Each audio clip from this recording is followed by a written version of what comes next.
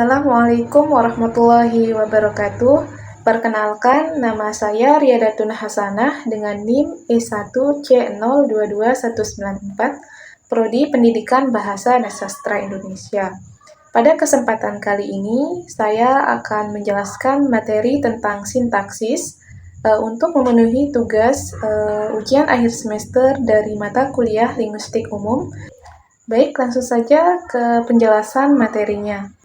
Sintaksis adalah cabang ilmu linguistik yang membahas hubungan antar unsur bahasa dalam satuan yang lebih besar dari kata, yaitu frase, klausa, kalimat, hingga wacana. Ketika membicarakan struktur sintaksis, perhatian utama diarahkan kepada bagaimana unsur-unsur bahasa disusun, apa kedudukannya, dan peran yang dimainkannya dalam sebuah peristiwa bahasa. Dalam kajian struktur sintaksis, ada 3 konsep pokok yang selalu dibahas, yaitu fungsi sintaksis, kategori sintaksis, dan peran sintaksis. Ketiganya saling berkaitan, tetapi memiliki fokus kajian yang berbeda. Fungsi sintaksis berkaitan dengan posisi atau jabatan unsur dalam struktur kalimat. Fungsi ini bersifat struktural dan ditentukan oleh hubungan antar unsur dalam kalimat, bukan oleh jenis katanya. Istilah seperti subjek, predikat, objek, dan keterangan termasuk dalam ranah fungsi sintaksis. Sebuah kata atau frase dapat berubah fungsinya tergantung pada posisinya dalam kalimat. Sebagai contoh, dalam kalimat mahasiswa membaca buku di perpustakaan, kata mahasiswa berfungsi sebagai subjek karena menjadi unsur yang dibicarakan. Kata membaca berfungsi sebagai predikat karena menerangkan tindakan subjek, sedangkan buku berfungsi sebagai objek karena menjadi sasaran tindakan. Sedangkan di perpustakaan berfungsi sebagai keterangan tempat. Berbeda dengan fungsi sintaksis, kategori sintaksis berhubungan dengan jenis atau kelas kata yang mengisi fungsi-fungsi tersebut. Kategori sintaksis mencangkup nomina, verbal, adjektiva, adverbia, dan numeralia. Kategori ini bersifat leksikal, artinya berkaitan dengan sifat kata itu sendiri. Sebuah nomina dapat berfungsi sebagai subjek, objek, atau pelengkap. Sementara verba umumnya berfungsi sebagai predikat, meskipun dalam konteks tertentu dapat mengisi fungsi lain. Sementara itu, peran sintaksis berkaitan dengan makna semantik yang dimainkan oleh unsur dalam peristiwa yang diungkapkan kalimat. Peran ini mencerminkan hubungan antara pelaku, tindakan, dan peserta lain dalam sebuah kajian. Istilah seperti pelaku, penderita, penerima, alat, dan sasaran termasuk dalam peran sintaksis. Sebagai contoh, dalam kalimat, ibu memberi adik hadiah. Kata ibu berperan sebagai pelaku karena melakukan tindakan memberi. Kata hadiah berperan sebagai penderita karena dikenai tindakan, sedangkan kata adik berperan sebagai penerima, walaupun ibu berfungsi sebagai subjek. Fungsi tersebut berbeda dengan perannya sebagai pelaku. Fenomena yang sering terjadi dalam pembelajaran sintaksis adalah ketidaktepatan membedakan fungsi dan peran. Banyak mahasiswa mengira bahwa subjek selalu pelaku, padahal dalam kalimat pasif, subjek justru dapat berperan sebagai penderita. Masalah ini dapat diatasi dengan memahami bahwa fungsi bersifat struktural, sedangkan peran bersifat semantis. Kata sebagai satuan sintaksis. Nah, Kita beralih. Dalam kajian morfologi, kata dipandang sebagai satuan terbesar karena terbentuk dari morfem.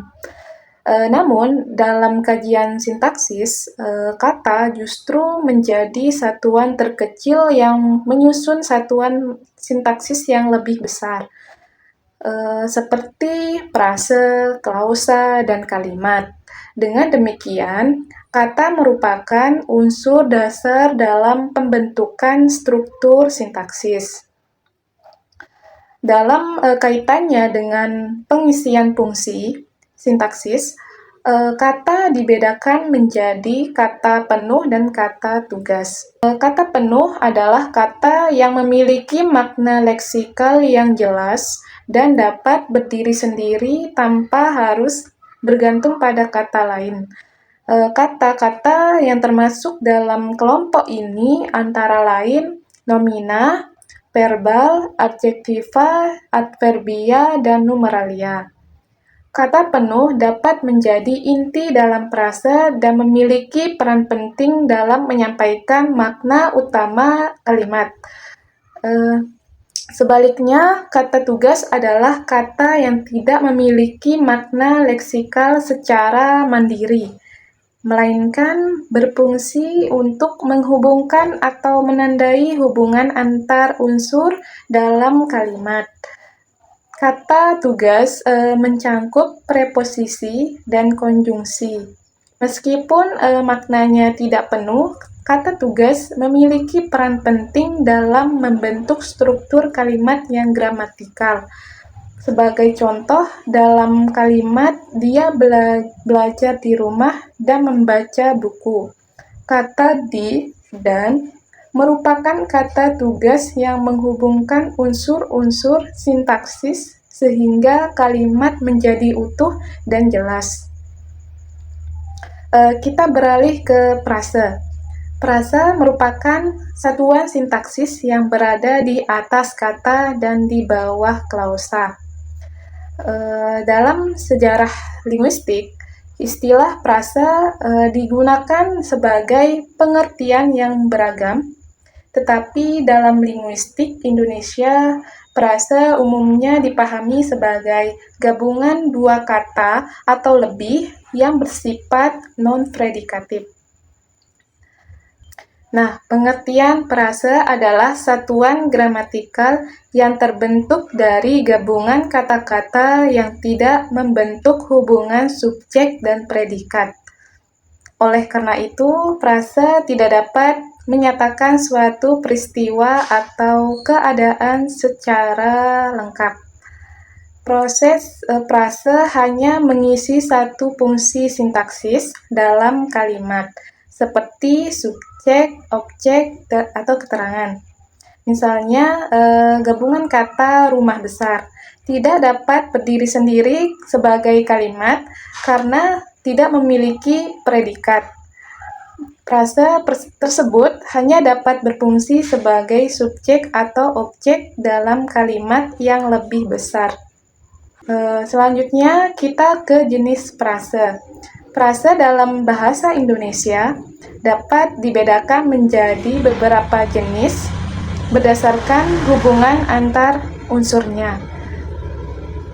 Yang pertama, frase eksosentrik adalah frase yang keseluruhannya tidak memiliki perilaku sintaksis yang sama dengan unsur pembentuknya. Artinya, tidak ada satu unsur pun yang dapat menggantikan kedudukan frase secara keseluruhan. Frase ini biasanya terdiri dari dua unsur dengan hubungan yang saling melengkapi. Frase eksosentrik dibedakan menjadi frase eksosentrik direktif dan non-direktif. Frase eksosentrik direktif ditandai dengan menggunakan preposisi sebagai unsur pertama seperti seperti ke, dari, karena preposisi menjadi unsur utama. Frase ini sering disebut juga sebagai frase preposisional. Contohnya adalah di sekolah atau ke pasar. Nah, sementara itu, frase eksosentrik non-direktif menggunakan unsur seperti si, sang, para, kaum, atau yang. Nah, unsur kedua dalam frase ini biasanya berupa nomina, adjektiva, atau verbal. Contohnya adalah si rajin atau para pekerja. Nah, berbeda dengan frase eksosentrik, frase endosentrik adalah frase yang sama, yang salah satu unsurnya memiliki perilaku sintaksis yang sama dengan keseluruhan frase. Unsur ini disebut sebagai inti atau hulu. Unsur lainnya berperan sebagai pembatas atau pewatas yang mempersempit makna inti. Karena hubungan ini bersifat hierarki, frase endosentrik sering disebut juga sebagai subordinatif. Sebagai contoh dalam frase buku tebal, kata buku merupakan inti karena dapat menggantikan keseluruhan frase. Kata tebal berfungsi sebagai pembatas yang memperjelas makna kata buku. Frase koordinatif adalah frase yang unsurnya sederajat dan secara potensial dapat dihubungkan oleh konjungsi koordinatif seperti dan, atau, tetapi. Nah, unsur-unsur dalam frase ini memiliki status yang sama dan tidak saling membawahi. Contohnya adalah ayah dan ibu atau besar dan kecil. Apabila konjungsi tidak dinyatakan secara eksplisit, frase tersebut disebut frase parataksis. Frase oposisi, merupakan jenis khusus dari frase koordinatif, di mana kedua unsur frase merujuk pada objek yang sama. Oleh karena itu, urutan unsur dalam frase ini dapat dipertukarkan tanpa mengubah makna. Contohnya adalah Pak Budi, kepala sekolah itu, dan kepala sekolah itu Pak Budi. Nah, kita beralih ke perluasan frase ya. Nah, salah satu ciri utama frase adalah kemampuannya untuk diperluas. Perluasan frase dilakukan dengan menambahkan unsur-unsur baru yang berfungsi memperjelas atau memperinci makna. Dalam bahasa Indonesia, perluasan frase sangat produktif karena bahasa ini lebih mengandalkan penjelasan leksikal untuk menyatakan konsep yang spesifik. Sebagai contoh, frase rumah dapat diperluas menjadi rumah besar, lalu menjadi rumah besar yang berada di pinggir jalan. Setiap penambahan unsur memperkaya makna tanpa mengubah struktur dasar frase. Selanjutnya ada klausa. Nah, klausa ini merupakan satuan sintaksis yang berada di atas frase dan di bawah kalimat. Klausa memiliki ciri utama berupa konstruksi predikatif, sehingga sudah mampu menyatakan suatu peristiwa atau keadaan, meskipun belum tentu berdiri sendiri sebagai kalimat. Klausa adalah satuan sintaksis berupa rangkaian kata yang di dalamnya terdapat hubungan antara subjek dan predikat.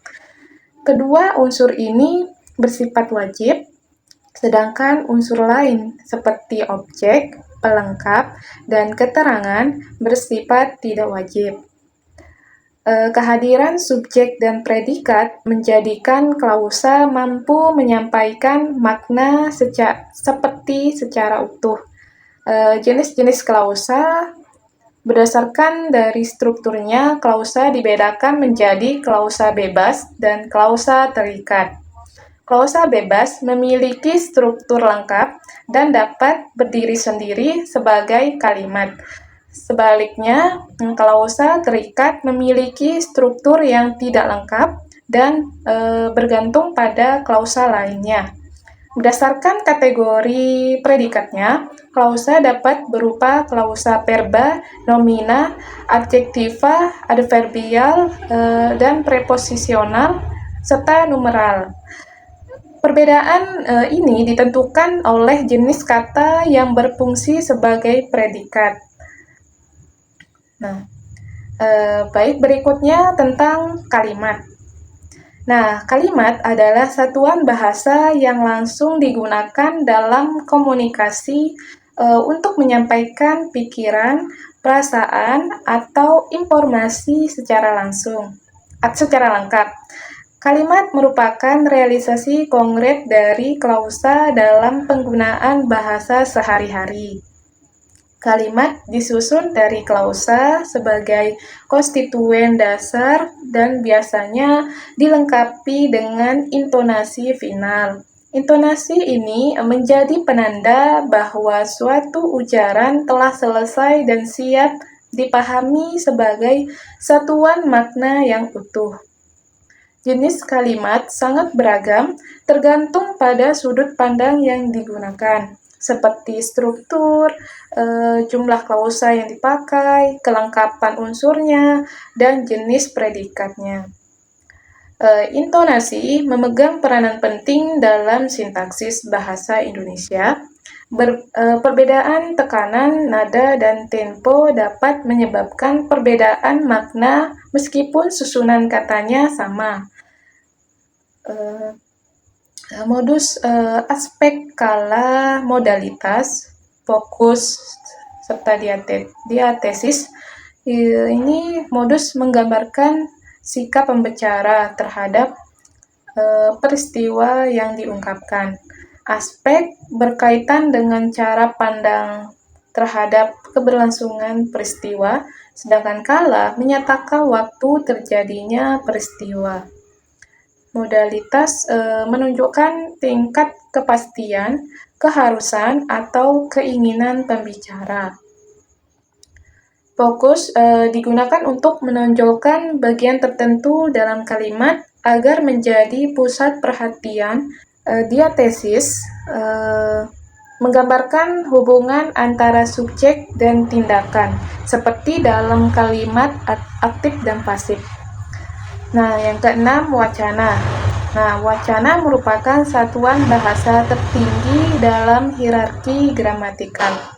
Wacana tersusun atas rangkaian kalimat yang sering berkaitan yang membentuk makna yang utuh, padu, dan koheren.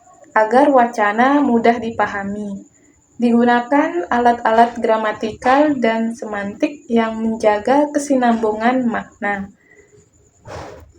Nah, terdapat jenis wacana dapat dibedakan berdasarkan bentuk media dan tujuan komunikatifnya, seperti wacana narasi, eksposisi, persuasi, dan argumentasi. Nah, mungkin itu saja yang bisa saya jelaskan. Kurang lebihnya mohon maaf. Wassalamualaikum warahmatullahi wabarakatuh.